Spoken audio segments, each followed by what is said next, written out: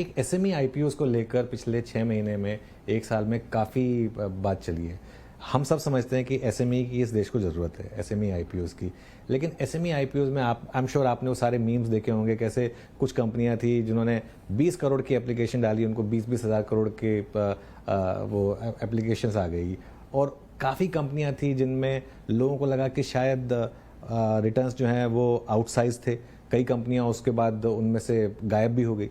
हालांकि अब तक जो एसएमई आईपीओस थे वो डायरेक्टली एक्सचेंजेस के अंडर थे, लेकिन क्या अब सेबी थोड़ा उसमें और टाइटनिंग के प्रोसीजर लगाएगा? पिछले 6 महीने में हमने काफ़ी टाइटनिंग देखी है एसएमई आईपीओस में, क्या और की ज़रूरत है वहाँ पर?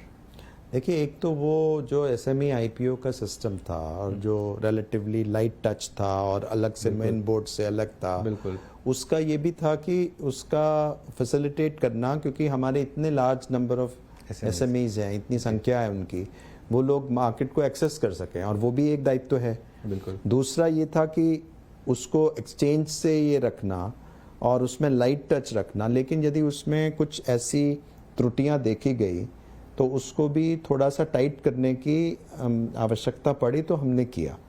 और भी वॉचफुल हैं हम, यदि उसमें कोई और ऐसे त्रुटियां रहेंगी तो उसको फिर और उस दृष्टि से भी देखेंगे। हम तो वॉच करेंगे सिचुएशन को, क्योंकि healthy development of the market हमारा कार्य है। लेकिन हम डेटा बेस्ड देखते हैं कि, और दूसरा, किसी भी स्थिति में अब यदि आप आईपीओ में इतना लग रहा है, अब उसको हम कैसे रोक सकते हैं? लेकिन ये भी तो देखने वाली बात है कि उसके बारे में जो कोई भी यदि इतना लोग देख रहे हैं तो वो भी बिल्कुल भेड़ चाल में काम ना करें।